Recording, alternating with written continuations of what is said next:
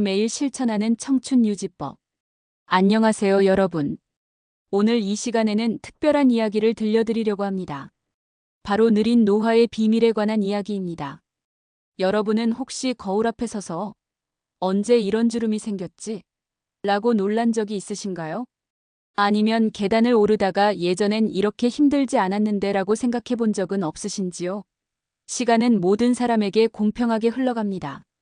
하지만 그 시간이 우리 몸과 마음에 남기는 흔적은 사람마다 참 다릅니다. 잠깐만요. 사랑합니다. 구독과 좋아요 눌러주세요. 오늘 우리가 나눌 이야기는 마법 같은 젊음의 묘약이나 기적의 치료법에 관한 것이 아닙니다.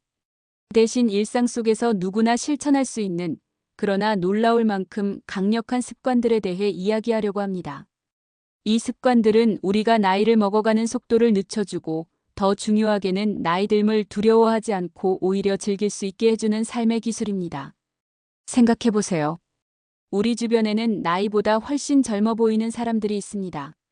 그들의 비밀은 무엇일까요? 값비싼 화장품일까요? 아니면 특별한 운동일까요? 물론 그런 것들도 도움이 되겠지만 진짜 비밀은 훨씬 더 단순하고 근본적인 곳에 있습니다. 바로 매일매일의 작은 선택들, 그리고 그 선택들이 쌓여 만들어지는 습관의 힘에 있습니다.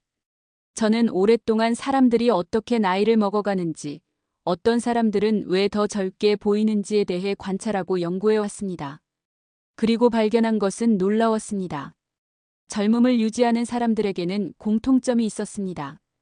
그들은 모두 시간과 싸우지 않고 대신 시간과 친구가 되는 방법을 알고 있었습니다. 나이 듦을 거부하는 것이 아니라 받아들이되 그 과정을 최대한 우아하고 건강하게 만들어가는 것. 첫 번째로 말씀드리고 싶은 것은 마음가짐입니다. 많은 사람들이 나이 듦을 적으로 여깁니다. 하지만 생각을 바꿔보세요. 나이 듦은 우리가 이 세상에서 더 많은 경험을 쌓았다는 증거이고 더 깊은 지혜를 얻었다는 표시입니다. 문제는 나이가 드는 것 자체가 아니라 그 과정에서 우리가 얼마나 건강하고 활기차게 지낼 수 있느냐 하는 것입니다. 매일 조금씩 하지만 확실하게 우리의 몸과 마음을 젊게 유지할 수 있는 방법들을 배워나갈 것입니다. 거창한 변화는 필요 없습니다. 작은 습관 하나하나가 모여서 큰 변화를 만들어낼 것입니다. 첫 번째 비밀은 바로 물입니다. 평범해 보이지만 놀라운 힘을 가진 물의 비밀을 파헤쳐 보겠습니다. 오늘 밤 잠들기 전에 거울을 한번 보세요. 그리고 스스로에게 말해보세요. 나는 매일 조금씩 더 젊어지고 있다고 말입니다. 바로 물에 관한 이야기입니다. 물이요? 그게 뭐 특별한가요? 하고 생각하실 분들이 계실 텐데요. 이 평범해 보이는 물이야말로 우리가 찾던 가장 확실한 안티에이징의 열쇠입니다. 값비싼 크림이나 보충제보다 훨씬 더 강력한 효과를 가지고 있거든요. 먼저 우리 몸이 물로 이루어져 있다는 사실부터 생각해 보세요. 성인의 몸은 약 60%가 물입니다. 아기들은 무려 75%나 되죠. 나이가 들수록 체내 수분량이 줄어든다는 것. 이것이 바로 노화의 핵심 메커니즘 중 하나입니다. 그렇다면 해답은 명확하지 않을까요? 물은 우리 몸의 택배기사 역할을 합니다. 영양소를 세포 곳곳에 배달하고 노폐물을 수거해 가죠. 혈액순환을 원활하게 하고 체온을 조절하며 관절을 부드럽게 유지시켜줍니다. 그런데 물이 부족하면 어떻게 될까요? 택배기사가 파업을 한 것과 같습니다. 모든 시스템이 느려지고 노폐물이 쌓이고 결국 노화가 가속화됩니다. 특히 피부를 생각해 보세요. 충분한 수분을 섭취한 사람의 피부는 탱탱하고 윤기가 납니다. 마치 잘 익은 포도처럼 말이죠. 반대로 수분이 부족한 피부는 건포도처럼 쪼글쪼글해집니다. 가장 비싼 화장품을 발라도 근본적인 수분 부족을 해결하지 못하면 소용없어요. 그럼 하루에 얼마나 마셔야 할까요? 흔히 8잔이라고 하는데 사실 개인차가 큽니다. 체중, 활동량, 날씨에 따라 달라지거든요. 간단한 판단법이 있어요. 소변 색깔을 보는 것입니다.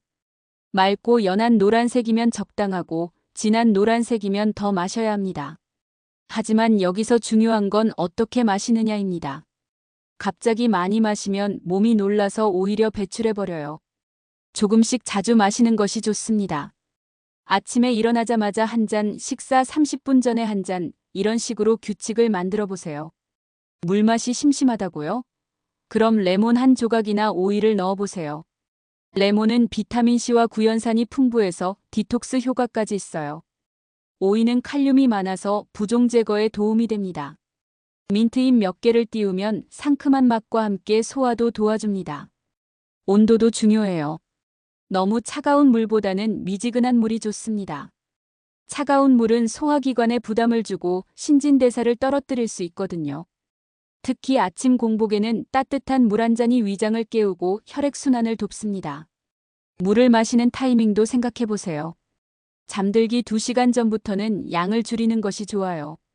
밤에 화장실 때문에 잠이 깨지면 수면의 질이 떨어지거든요. 대신 하루 종일 조금씩 꾸준히 마시세요.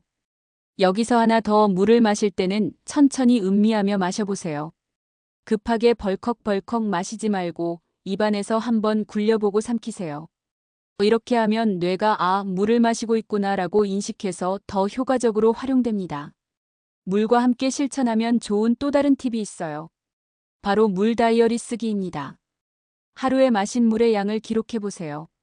처음엔 귀찮을 수 있지만 일주일만 해보면 자신의 패턴을 알 수 있어요. 언제 덜 마시는지, 어떤 상황에서 물을 깜빡하는지 파악할 수 있습니다.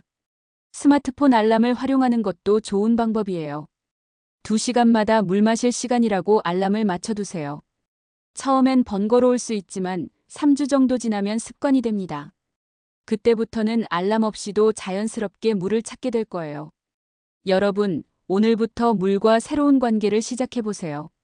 물을 그냥 갈증 해소용이 아니라 여러분의 청춘을 지켜주는 가장 소중한 파트너로 생각해 보시기 바랍니다. 매일 첫 모금을 마실 때마다 오늘도 내 몸을 젊게 만들어줘서 고마워라고 마음속으로 인사해 보세요. 혹시 잠을 시간 낭비라고 생각하신 적 있으신가요? 아니면 바쁘다는 핑계로 잠을 줄이며 살고 계신가요? 그렇다면 오늘 이야기를 꼭 들어보세요.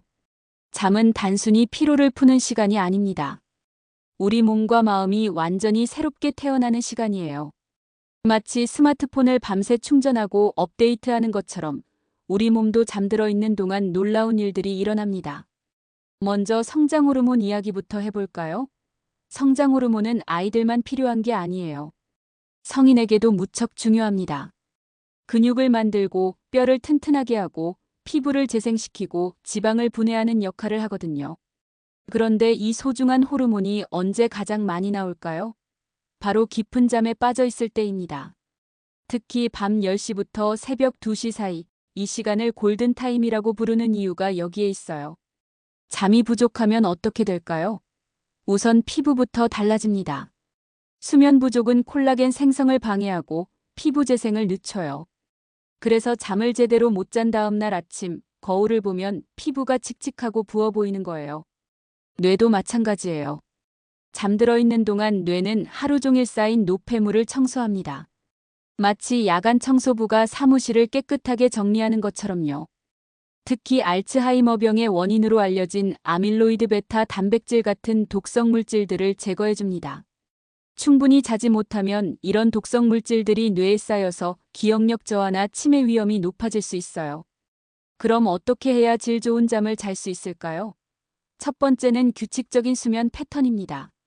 매일 같은 시간에 자고 같은 시간에 일어나는 거예요. 주말이라고 늦잠을 자면 생체 리듬이 깨집니다. 마치 시차 적응을 매주 반복하는 것과 같아요. 침실 환경도 중요합니다. 온도는 18도에서 20도 정도가 적당해요. 너무 덥거나 추우면 깊은 잠에 들기 어렵거든요. 그리고 최대한 어둡게 만들어주세요. 작은 LED 불빛도 멜라토닌 분비를 방해할 수 있어요. 암막 커튼을 치거나 아이 마스크를 사용해 보세요. 카페인 섭취 시간도 신경 써야 해요. 오후 2시 이후에는 커피를 피하는 것이 좋습니다. 카페인의 반감기가 6시간 정도라서 저녁에 마신 커피가 한밤중까지 영향을 줄 수 있어요. 술도 마찬가지예요. 술을 마시면 잠들기는 쉽지만 깊은 잠을 방해해서 결국 수면의 질이 떨어집니다. 침대는 오직 잠자는 용도로만 사용하세요. 침대에서 일하거나 스마트폰을 보거나 TV를 보면 뇌가 침대를 각성 상태와 연결시켜버려요. 침대는 오직 잠과 휴식을 위한 공간이라고 뇌에게 각인시켜주세요. 아침에 일어나자마자 햇빛을 쬐는 것도 좋습니다. 자연광이 우리 몸의 생체 시계를 정확하게 맞춰주거든요. 창문을 활짝 열고 깊게 숨을 들이마셔 보세요. 새로운 하루의 시작을 몸 전체가 느낄 수 있을 거예요. 잠을 못 이루는 밤이 있더라도 너무 스트레스 받지 마세요. 침대에 누워서 잠이 안 와 어떡하지 하며 뒤척이기보다는 조용히 일어나서 독서나 명상을 하다가 다시 졸음이 오면 침대로 돌아가세요. 수면 일기를 써보는 것도 추천해요. 몇 시에 잤는지, 몇 번 깼는지, 아침에 어떤 기분으로 일어났는지 기록해보세요. 일주일 정도 지나면 자신만의 수면 패턴을 발견할 수 있을 거예요. 여러분, 잠은 사치가 아니라 필수입니다. 바쁘다고 잠을 줄이는 것은 건강한 미래를 담보로 오늘을 사는 것과 같아요. 오늘 밤부터 잠을 여러분의 가장 소중한 투자 시간으로 여기시기 바랍니다. 헬스장에서 땀 흘리는 운동이 아니라 일상 속에서 자연스럽게 몸을 움직이는 지혜에 대해 알아볼 예정이에요. 오늘 밤은 물 한 잔과 함께 편안한 잠자리를 준비해 보세요. 혹시 운동이라고 하면 헬스장에서 무거운 기구를 들거나 러닝머신에서 땀을 뻘뻘 흘리는 모습만 떠오르시나요? 오늘은 그런 고정관념을 완전히 바꿔드릴 이야기를 준비했습니다. 지중해 연안의 작은 마을들을 가보신 적 있으신가요?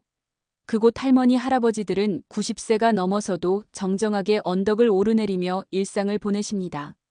그분들이 특별한 운동을 하실까요? 아니에요.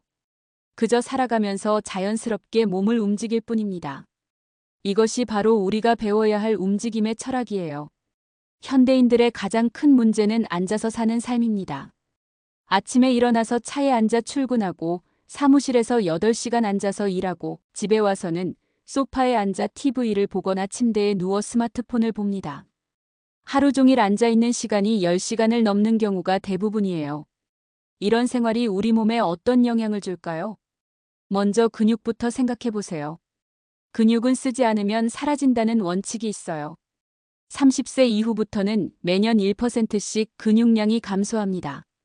하지만 움직이지 않으면 그 속도가 훨씬 빨라져요. 특히 엉덩이와 허벅지 근육, 코어 근육들이 약해지면서 자세가 무너지고 요통이 생기고 계단 오르기도 힘들어집니다. 혈액순환도 문제가 됩니다. 오래 앉아 있으면 다리 정맥에 혈액이 고이면서 혈전이 생길 위험이 높아져요. 심장도 약해집니다. 심장은 근육이거든요. 사용하지 않으면 점점 약해지고 조금만 움직여도 쉽게 피로해집니다. 뼈도 마찬가지예요. 뼈는 압력을 받아야 강해집니다. 중력을 거스르며 서 있고 걷고 뛰는 활동이 뼈를 자극해서 칼슘을 저장하게 만들어요. 움직임이 부족하면 골밀도가 떨어지고 골다공증 위험이 높아집니다. 그럼 어떻게 해야 할까요? 복잡하게 생각하지 마세요. 일상 속에서 조금씩 더 움직이기만 하면 됩니다. 먼저 앉는 시간 줄이기부터 시작해 보세요. 30분마다 한 번씩 일어나서 2, 3분 정도 움직여주세요. 물을 마시러 가거나 화장실에 가거나 창밖을 보면서 가벼운 스트레칭을 해도 좋아요. 엘리베이터 대신 계단을 이용해 보세요. 처음에는 한 층만 걸어 올라가도 괜찮아요. 점차 늘려가면 됩니다. 계단 오르기는 심폐기능을 강화하고 하체 근육을 키우는 최고의 운동 중 하나예요. 대중교통을 이용한다면 한 정거장 전에 내려서 걸어보세요. 차를 이용한다면 목적지에서 조금 떨어진 곳에 주차하고 걸어가세요.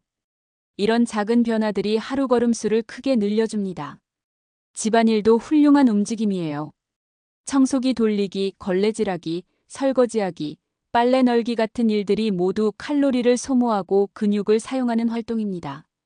집안일을 할 때 음악을 틀고 리듬에 맞춰 몸을 움직여 보세요. 훨씬 즐거워질 거예요. 정원 가꾸기도 좋습니다. 화분에 물 주기, 잡초 뽑기, 흙 파기 같은 활동들이 모두 전신 운동이에요. 자연과 함께하는 시간은 정신 건강에도 좋고 성취감도 느낄 수 있어서 일석이조입니다. TV를 보거나 통화를 할 때도 서서 해보세요. 서 있는 것만으로도 앉아 있을 때보다 20% 이상 칼로리를 더 소모합니다. 제자리 걸음을 하거나 가볍게 몸을 흔들어도 좋아요. 스트레칭도 중요합니다. 특별한 시간을 내지 말고 일상 중간중간에 끼워 넣으세요. 양치질하면서 종아리 올리기, 엘리베이터 기다리면서 어깨 돌리기, 신호등 기다리면서 목 돌리기 같은 것들 말이에요. 반려동물이 있다면 더 자주 산책시켜주세요. 강아지는 하루에 2번, 고양이도 실내에서 더 많이 놀아주세요. 반려동물과 함께하는 활동은 서로에게 도움이 됩니다. 직장에서도 움직임을 늘려보세요. 동료와 이야기할 때 자리에서 일어나서 대화하거나 회의를 산책하면서 하는 워킹 미팅을 제안해보세요. 점심시간에는 식당까지 걸어가거나 식사 후에 10분 정도 산책하는 습관을 만들어보세요. 주말에는 조금 더 활동적으로 보내보세요. 쇼핑몰 대신 공원이나 산책로를 걸어보세요. 영화관 대신 볼링장이나 탁구장 같은 곳을 가보는 것도 좋아요. 친구들과 만날 때도 카페에만 앉아있지 말고 함께 걸으면서 이야기를 나눠보세요. 춤도 훌륭한 선택입니다. 집에서 혼자 음악에 맞춰 몸을 흔드는 것만으로도 충분해요. 댄스 동영상을 보면서 따라 해보거나 좋아하는 노래에 맞춰 자유롭게 움직여보세요. 춤은 유산소 운동이면서 동시에 스트레스 해소에도 도움이 됩니다. 수영도 좋지만 수영장이 없다면 목욕탕에서라도 물속에서 걷기를 해보세요. 물의 저항이 근육 운동에 도움이 되고 관절에는 부담을 주지 않아요. 가장 중요한 것은 완벽하려고 하지 않는 것입니다. 매일 1시간씩 운동하겠다고 계획을 세우면 지키기 어려워요. 대신 하루에 10분씩이라도 꾸준히 움직이는 것이 훨씬 효과적입니다. 작은 움직임들이 모여서 큰 변화를 만들어낼 거예요. 몸이 아픈 날이나 컨디션이 안 좋은 날에는 무리하지 마세요. 그럴 때는 가벼운 스트레칭이나 심호흡만 해도 충분합니다. 중요한 것은 매일 조금씩이라도 몸을 의식하고 움직이려는 마음가짐입니다. 여러분, 운동은 특별한 시간과 장소에서 하는 것이 아니라 살아가는 모든 순간에 함께하는 것입니다. 혹시 스트레스를 받으면 얼굴에 뾰루지가 나거나 머리가 아프신 적 있으신가요? 반대로 기분 좋은 일이 있으면 피부가 환해 보이고 몸이 가벼워지는 경험을 해보셨나요? 이것은 우연이 아닙니다. 우리의 마음과 몸은 생각보다 훨씬 깊이 연결되어 있거든요. 마음이 몸에 미치는 영향은 정말 놀랍습니다. 스트레스를 받으면 우리 몸에서는 코르티솔이라는 호르몬이 분비되는데 이 호르몬이 장기간 높은 상태로 유지되면 면역력이 떨어지고 피부가 거칠어지고 근육이 긴장되고 심지어 노화까지 가속화됩니다. 반대로 행복하고 평온한 마음 상태일 때는 세로토닌과 엔돌핀 같은 행복 호르몬이 분비되어 세포 재생을 촉진하고 염증을 줄여주죠. 흥미로운 연구 결과가 있어요. 같은 나이의 사람들을 대상으로 스트레스 지수와 외모 나이를 비교해 봤더니 스트레스를 잘 관리하는 사람들이 실제로 더 젊어 보였다고 합니다. 마음의 평화가 얼굴에 그대로 드러나는 거죠. 그럼 어떻게 하면 마음의 정원을 아름답게 가꿀 수 있을까요? 첫 번째는 호흡입니다. 스트레스를 받으면 호흡이 얕아지고 빨라져요. 이때 의식적으로 깊고 천천히 숨을 쉬어보세요. 코로 4초간 들이마시고 4초간 멈추고 입으로 6초간 내쉬는 4-4-6 호흡법을 시도해보세요. 이것만으로도 자율신경계가 안정되고 마음이 차분해집니다. 우리가 스트레스를 받는 이유의 90%는 아직 일어나지 않은 미래에 대한 걱정이나 이미 지나간 과거에 대한 후회 때문이에요. 지금 이 순간에 집중해보세요. 지금 앉아있는 의자의 감촉, 지금 들리는 소리, 지금 느껴지는 온도를 의식해보세요. 이런 마인드풀리스 연습이 마음을 현재로 데려옵니다. 다른 사람의 감정이나 문제에 너무 휘둘리지 마세요. 공감하는 것과 그 감정에 매몰되는 것은 다릅니다. 이것은 내 문제가 아니다라고 명확히 구분하고 도움을 줄 수 있는 범위 내에서만 관여하세요. 자신의 에너지를 보호하는 것이 중요해요. 모든 것을 완벽하게 하려고 하면 스트레스만 쌓입니다. 80% 정도면 충분하다고 생각해보세요. 실수는 배움의 기회이고 완벽하지 않아도 괜찮다는 마음가짐이 오히려 더 좋은 결과를 가져올 때가 많아요. 하루 종일 스마트폰과 컴퓨터에서 쏟아지는 정보들이 우리 뇌를 과로시킵니다. 특히 SNS에서 다른 사람들의 완벽해 보이는 삶을 보면서 비교하고 위축되는 경우가 많아요. 하루에 1시간씩이라도 모든 디지털 기기를 끄고 오롯이 자신과 마주하는 시간을 가져보세요. 자연은 천연치유제예요. 나무를 보고 새소리를 듣고 바람을 느끼는 것만으로도 스트레스 호르몬이 감소합니다. 집 근처 공원을 산책하거나 화분을 키우거나 심지어 자연 소리를 들으면서 휴식을 취하는 것도 도움이 됩니다. 웃음은 정말 최고의 약이에요. 웃을 때 우리 몸에서는 엔돌핀이 분비되고 면역력이 증가하고 근육 긴장이 풀립니다. 억지로라도 웃어보세요. 뇌는 진짜 웃음과 가짜 웃음을 구분하지 못해서 똑같은 효과를 낸답니다. 코미디 프로그램을 보거나 재미있는 친구와 시간을 보내거나 펫샵에서 강아지들을 보는 것도 좋아요. 9번째는 취미 생활입니다. 일과 관련 없는 순수한 즐거움을 주는 활동을 찾아보세요. 그림 그리기, 악기 연주하기, 요리하기, 독서하기, 퍼즐 맞추기 같은 것들이요. 몰입할 수 있는 활동은 스트레스를 잊게 해주고 성취감을 주어 자존감을 높여줍니다. 바꿀 수 없는 것들에 대해서는 에너지를 낭비하지 마세요. 날씨, 타인의 행동, 이미 일어난 일들은 우리가 통제할 수 없어요. 대신 우리가 통제할 수 있는 것들, 즉 우리의 반응과 선택에 집중하세요. 이것도 지나갈 것이다라는 마음으로 받아들이면 마음이 한결 편해집니다. 명상도 추천해요. 거창한 명상이 아니라 하루 5분만이라도 조용히 앉아서 숨소리에 집중해 보세요. 생각이 떠오르면 생각이 떠오르는구나 하고 인정한 후 다시 호흡에 집중하세요. 이런 연습을 통해 마음의 평정심을 기를 수 있어요. 몸과 마음의 긴장을 푸는 점진적 근육 이완법도 유용합니다. 발가락부터 시작해서 다리, 배, 가슴, 팔, 어깨, 목, 얼굴 순서로 각 부위를 5초간 꽉 힘을 준 다음 10초간 완전히 힘을 빼는 것을 반복해 보세요. 몸의 긴장이 풀리면 마음도 따라서 편안해집니다. 긍정적인 사람들과 시간을 보내는 것도 중요합니다. 감정은 전염성이 있어요. 부정적이고 불평불만이 많은 사람들과 있으면 우리도 모르게 영향을 받게 됩니다. 반대로 긍정적이고 에너지가 좋은 사람들과 함께하면 우리 기분도 좋아져요. 여러분, 마음의 정원은 하루아침에 아름다워지지 않습니다. 매일 조금씩 물을 주고 잡초를 뽑고 좋은 생각이라는 씨앗을 심어야 해요. 때로는 폭풍우가 와서 정원이 엉망이 될 수도 있어요. 그래도 괜찮습니다. 다시 정리하고 가꾸면 되니까요. 오늘부터는 여러분의 마음을 소중한 정원처럼 돌봐주세요. 부정적인 생각이라는 잡초는 빨리 뽑아버리고 감사와 사랑이라는 아름다운 꽃을 심어보세요. 그 정원이 아름다워질수록 여러분의 얼굴도 더욱 빛날 거예요. 혹시 오랜만에 좋은 친구를 만나고 나서 기분이 한결 가벼워지고 얼굴이 환해진 경험 있으신가요? 반대로 외로움을 느낄 때 몸까지 무거워지는 느낌을 받아보신 적은 없으신지요? 이것은 단순한 기분의 문제가 아닙니다. 인간관계는 우리의 건강과 수명에 직접적인 영향을 미치는 강력한 요소거든요. 하버드 대학교에서 80년 넘게 진행한 연구가 있어요. 수백 명의 사람들을 평생에 걸쳐 추적 조사한 결과 건강하고 행복한 삶의 가장 중요한 요소가 무엇인지 밝혀졌는데요.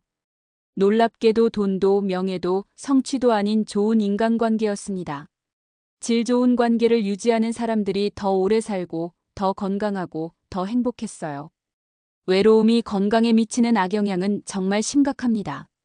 만성적인 외로움은 하루에 담배 15개비를 피우는 것과 같은 수준의 건강 위험을 가져온다고 해요. 면역력이 떨어지고 염증 수치가 올라가고 심혈관 질환 위험이 높아집니다. 반대로 따뜻한 인간관계는 스트레스 호르몬을 낮추고 옥시토신이라는 사랑 호르몬을 분비시켜 세포 재생을 촉진합니다. 그럼 어떤 관계가 우리에게 도움이 될까요? 첫 번째는 진정성입니다. 가면을 쓰고 만나는 관계보다는 있는 그대로의 모습을 보여줄 수 있는 관계가 훨씬 소중해요. 완벽하지 않은 모습도 받아주고 힘들 때 위로가 되어주는 사람들 말이에요. 이런 관계에서는 마음의 짐을 덜어낼 수 있어서 스트레스가 크게 줄어듭니다. 일방적으로 주거나 받기만 하는 관계는 지속되기 어려워요. 서로 도움을 주고받고 서로의 이야기를 들어주고 서로를 응원하는 균형 잡힌 관계가 건강합니다. 누군가를 도와주는 것 자체도 우리에게 행복감과 성취감을 주거든요. 가끔 만나는 화려한 관계보다는 일상을 함께 나누는 소박한 관계가 더 큰 힘이 돼요. 매일 안부를 물어보는 이웃, 일주일에 한 번 통화하는 친구, 한 달에 한 번 만나서 밥을 먹는 동료 이런 관계들이 모여서 우리 삶의 든든한 안전망이 됩니다. 혼자 사는 분들도 걱정하지 마세요. 혼자 산다고 해서 외로운 건 아니에요. 중요한 건 연결감입니다. 물리적으로 떨어져 있어도 마음으로 연결되어 있다고 느끼는 관계가 있다면 충분해요. 오히려 많은 사람들에게 둘러싸여 있어도 진정한 연결감을 느끼지 못한다면 그게 더 외로운 거죠. 기존 관계를 더 깊게 만드는 방법부터 이야기해 볼게요. 상대방이 말할 때 스마트폰을 보거나 다른 생각을 하지 말고 온전히 집중해서 들어보세요. 그래서 어떻게 됐어? 그때 기분이 어땠어? 같은 질문으로 더 깊은 이야기를 이끌어내 보세요. 사람들은 자신의 이야기를 진심으로 들어주는 사람을 소중히 여깁니다. 고마운 마음을 마음속에만 담아두지 말고 직접 표현해 보세요. 내가 있어서 참 든든해. 그때 내 말이 정말 큰 도움이 됐어. 같은 진심 어린 말 한마디가 관계를 훨씬 깊게 만들어줍니다. 직장에서의 관계도 소중히 여기세요. 동료들과의 관계가 좋으면 일하는 시간이 훨씬 즐거워져요.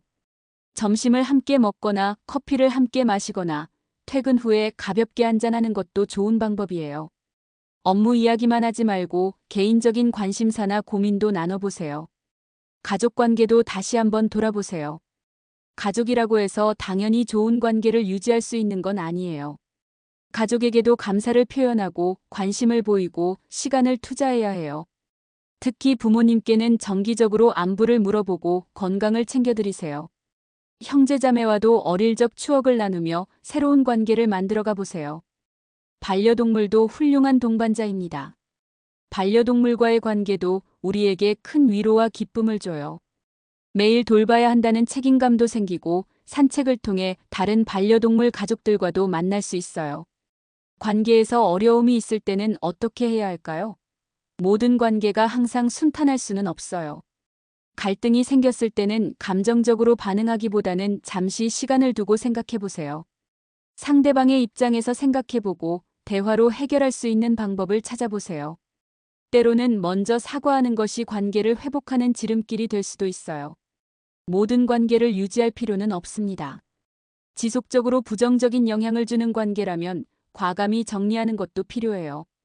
독성적인 관계는 우리의 에너지를 소모시키고 건강을 해칩니다. 자신을 소중히 여기고 보호하는 것도 중요한 관계의 기술이에요. 혼자 있는 시간도 소중히 여기세요. 혼자서도 편안하고 행복할 수 있어야 다른 사람과의 관계도 건강해져요. 혼자 있을 때 외롭지 않고 오히려 자유롭고 평화롭다고 느낄 수 있다면 그것은 좋은 관계를 위한 튼튼한 기반이 됩니다. 좋은 관계는 우리를 더 건강하게, 더 행복하게, 더 오래 살게 해줍니다. 무엇보다 나이가 들어갈수록 관계의 소중함을 더욱 깊이 느끼게 될 거예요. 여러분, 오늘부터 주변 사람들에게 조금 더 관심을 가져보세요.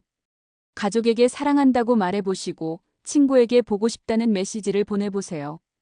동료에게 감사 인사를 전하고 이웃에게 따뜻한 미소를 보내보세요. 이런 작은 씨앗들이 자라서 여러분의 삶을 풍요롭게 만들어줄 거예요. 안녕하세요, 여러분. 혹시 이렇게 많은 것들을 다 실천해야 하나? 하고 부담스러우셨나요? 걱정하지 마세요. 한 번에 모든 것을 바꾸려고 하면 오히려 포기하기 쉬워져요. 우리가 추구하는 것은 완벽한 하루가 아니라 조금씩 나아지는 매일입니다. 먼저 복리의 마법에 대해 이야기해 볼게요. 경제에서 복리는 원금에 이자가 붙고 그 이자에 또 이자가 붙어서 기하급수적으로 늘어나는 것을 말하죠. 건강과 젊음도 마찬가지예요.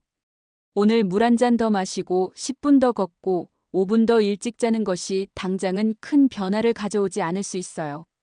하지만 이것이 한 달, 1년, 10년 동안 쌓이면 놀라운 차이를 만들어냅니다. 100세까지 산다고 가정해봐요. 30세부터 이런 건강한 습관을 시작한다면 70년 동안의 축적 효과를 얻을 수 있어요. 매일 1%씩만 좋아져도 1년 후에는 37배나 좋아진다는 계산이 나와요. 물론 수학적으로는 그렇다는 얘기지만 실제로도 작은 변화의 누적 효과는 정말 놀랍습니다. 그럼 어디서부터 시작해야 할까요? 저는 하나씩 차근차근 접근법을 추천해요. 첫 번째 주에는 물 마시기에만 집중하세요. 하루에 물 8잔을 마시는 것이 목표가 아니라 어제보다 한 잔 더 마시는 것이 목표예요. 물병을 항상 가지고 다니고 스마트폰에 알람을 맞춰두고 물 다이어리를 써보세요. 일주일 후에 이것이 자연스러워지면 두 번째 습관을 추가하는 거예요. 두 번째 주에는 수면 습관에 집중해 보세요. 갑자기 10시에 자려고 하지 말고 평소보다 15분씩 일찍 잠자리에 드는 것부터 시작하세요. 잠들기 전 스마트폰 보는 시간을 줄이고 침실을 조금 더 어둡게 만들어 보세요. 엘리베이터 대신 계단 한층 걸어 올라가기, 점심시간에 5분 산책하기, 30분마다 자리에서 일어나기 같은 작은 것부터요. 거창한 운동 계획을 세우지 말고 일상 속에 자연스럽게 녹아들 수 있는 움직임들을 찾아보세요. 감사일기 쓰기, 깊은 호흡하기, 부정적인 생각 알아차리기 같은 것들을 연습해 보세요. 처음에는 어색할 수 있지만 반복하다 보면 자연스러운 습관이 될 거예요. 가족에게 감사 인사 전하기, 친구에게 안부 메시지 보내기, 동료와 점심 함께 먹기 같은 작은 실천들을 해보세요. 이렇게 한 가지씩 차근차근 추가해가면 그때부터는 이 습관들이 서로 시너지를 내면서 더 큰 효과를 발휘하기 시작합니다. 완벽하게 하려고 하지 말고 꾸준히 하는 것에 집중하세요. 실패해도 괜찮습니다. 어떤 날은 물을 적게 마실 수도 있고, 늦게 잘 수도 있고, 움직이지 못할 수도 있어요. 중요한 것은 실패했다고 포기하지 않는 것입니다. 다음 날 다시 시작하면 되는 거예요. 습관 형성에서 가장 중요한 것은 완벽함이 아니라 지속성입니다. 환경 설계도 중요해요. 좋은 습관을 쉽게 만들고 나쁜 습관을 어렵게 만드는 거죠. 물을 많이 마시고 싶다면 물병을 눈에 잘 띄는 곳에 두고 일찍 자고 싶다면 침실에서 스마트폰 충전기를 치워버리세요. 환경이 바뀌면 행동도 자연스럽게 바뀝니다. 양치 후에 물 한 잔 마시기, 출근길에 계단 이용하기, 잠들기 전에 감사일기 쓰기 같은 식으로 말이에요. 이미 자동화된 행동에 새로운 행동을 붙이면 훨씬 쉽게 습관이 됩니다. 진전 상황을 기록하는 것도 중요해요. 간단한 체크리스트를 만들어서 매일 실천한 것들을 체크해 보세요. 시각적으로 확인할 수 있으면 동기부여가 되고 패턴도 파악할 수 있어요. 어떤 요일에 잘 안 되는지, 어떤 상황에서 어려운지 알 수 있죠. 주변 사람들에게 도움을 요청하세요. 혼자서 모든 것을 해결하려고 하지 마세요. 가족이나 친구들에게 여러분의 목표를 이야기하고 함께 실천할 파트너를 찾아보세요. 서로 격려하고 확인해주는 사람이 있으면 훨씬 쉬워져요. 보상 시스템도 만들어 보세요. 일주일 동안 목표를 달성하면 좋아하는 영화를 보거나 맛있는 음식을 먹거나 원하던 물건을 사는 거예요. 작은 보상이지만 동기부여에는 큰 효과가 있어요. 가장 중요한 것은 왜를 명확히 하는 것입니다. 왜 젊게 살고 싶은지, 건강하게 늙고 싶은지 구체적인 이유를 적어보세요. 손자와 함께 놀아주고 싶어서, 은퇴 후에 여행을 많이 다니고 싶어서, 배우자와 오래오래 함께 있고 싶어서 같은 구체적이고 감정적인 이유들 말이에요. 동기가 명확할수록 실천력이 강해집니다. 변화는 선형적이지 않다는 것도 기억하세요. 처음 몇 주는 별다른 변화를 느끼지 못할 수 있어요. 하지만 어느 순간 갑자기 뭔가 달라졌네 하는 순간이 옵니다. 그때까지 참고 기다리는 것이 필요해요. 마치 대나무가 몇 년 동안 뿌리를 내리다가 어느 순간 하룻밤에 몇 미터씩 자라는 것처럼요. 나이 드는 것을 두려워하지 마세요. 나이는 단순히 숫자일 뿐이에요. 중요한 것은 그 숫자 안에 얼마나 많은 생명력과 활력을 담고 있느냐 하는 것입니다. 70세인데 50세처럼 보이고 느끼는 사람이 있는가 하면 40세인데 60세처럼 보이고 느끼는 사람도 있어요. 차이는 바로 이런 작은 습관들에 있습니다. 미래의 여러분에게 편지를 써보세요. 10년 후, 20년 후의 모습을 상상하면서 그때의 나는 어떤 모습일까? 어떤 것들을 하고 있을까? 를 생각해 보세요. 그리고 그 미래의 자신에게 지금 무엇을 해줄 수 있는지 생각해 보세요. 오늘의 선택이 미래의 나를 만든다는 것을 잊지 마세요. 완벽한 사람은 없어요. 100세까지 사는 사람들도 완벽하지 않아요. 다만 그들은 포기하지 않았고 꾸준히 자신을 돌봤을 뿐이에요. 여러분도 할 수 있어요. 지금 당장 시작하세요. 너무 늦었다고 생각하지 마세요.